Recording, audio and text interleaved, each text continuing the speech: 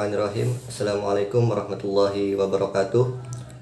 Saya Rizal Muhaimin, NPM 19520080. Di dalam video ini saya akan menjelaskan 5 metode pembelajaran.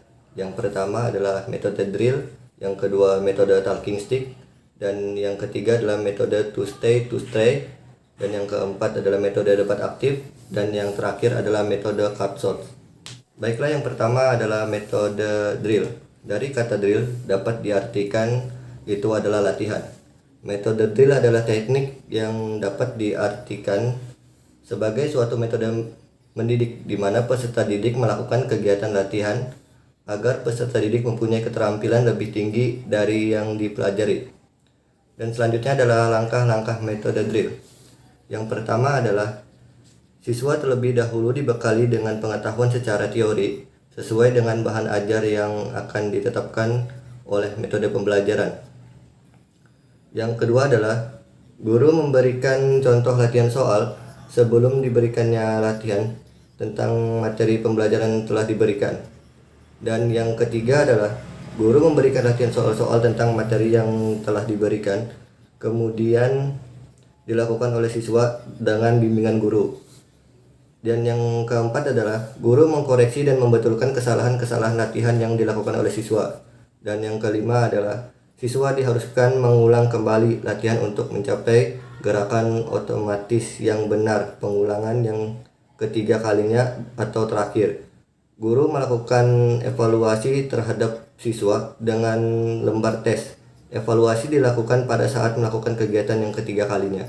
Metode kedua adalah metode talking stick. Talking artinya berbicara, sedangkan stick adalah artinya tongkat. Jadi talking stick adalah tongkat berbicara. Metode talking stick adalah metode pembelajaran yang menggunakan sebuah tongkat atau sejenisnya sebagai alat penunjuk giliran. Untuk langkah-langkah metode talking stick adalah sebagai berikut. Yang pertama, guru membentuk kelompok yang terdiri dari 5 orang. Yang kedua, guru menyiapkan sebuah tongkat yang panjangnya 20 cm. Dan yang ketiga, guru menyampaikan materi pokok yang akan dipelajari, kemudian memberikan kesempatan kepada kelompok untuk membaca dan mempelajari materi pelajaran. Yang keempat, siswa berdiskusi membahas masalah yang didapat dalam wacana. Yang kelima, setelah kelompok selesai membaca materi pembelajaran dan mempelajari isinya, guru mempersilahkan anggota kelompok untuk menutup isi bacaan.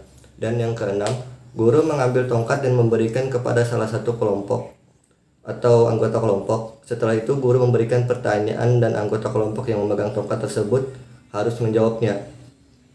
Dan yang ketujuh adalah siswa lain boleh membantu menjawab pertanyaan jika anggota kelompok tidak bisa menjawab pertanyaan. Dan ke-8, guru memberikan kesimpulan. Dan yang terakhir adalah guru melakukan evaluasi atau penilaian baik secara spontan ataupun individu. Metode selanjutnya adalah metode to stay to stray. Dari kata to stay to stray yang artinya dua diam dan dua bertamu. Dapat diartikan metode to stay to stray adalah metode pembelajaran yang melibatkan beberapa kelompok siswa, di mana 2 siswa bertugas untuk menjelaskan materi kepada kelompok lain dan 2 siswa lagi adalah bertugas untuk bertamu kepada kelompok lain. Untuk langkah-langkah metode to stay to stray adalah guru membagi siswa dalam beberapa kelompok. Setiap kelompok terdiri dari 4 siswa. Dan yang kedua, guru memberikan subpokok bahasan pada tiap-tiap kelompok untuk dibahas bersama-sama dengan anggota kelompok masing-masing.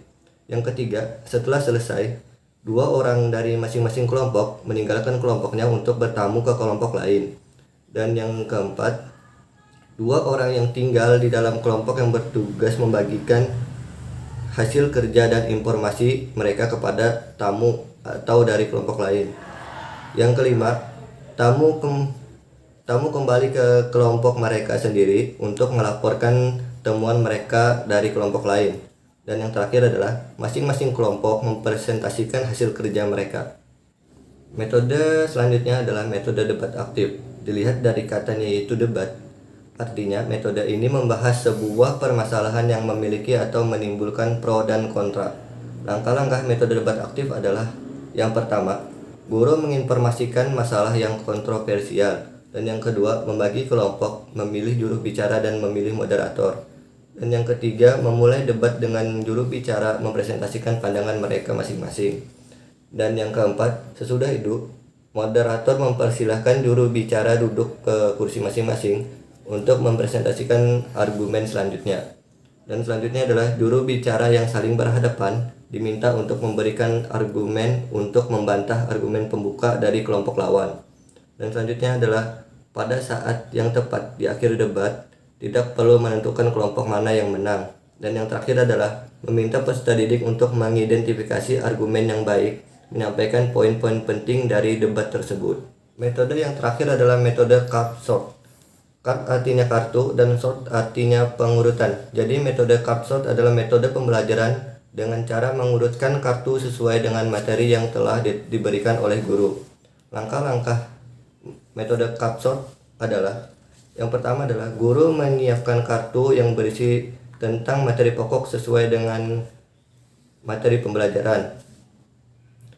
Jumlah kartu dengan jumlah murid adalah sama. Isi kartu terdiri dari kartu induk atau topik utama dan kartu rincian.